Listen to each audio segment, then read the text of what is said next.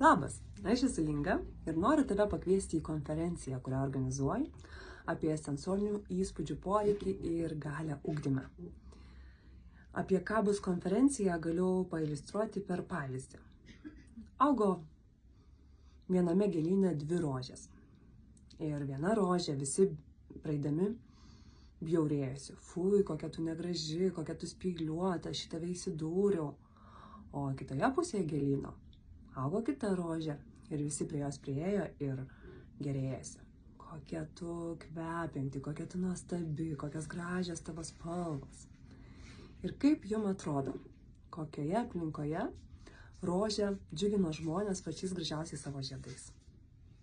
Tikriausiai atsakymas aiškus.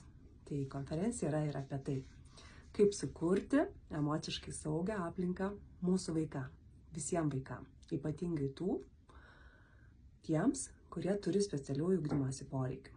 Kviečiu atvykti, išgirsti įkvepiančius pranešimus.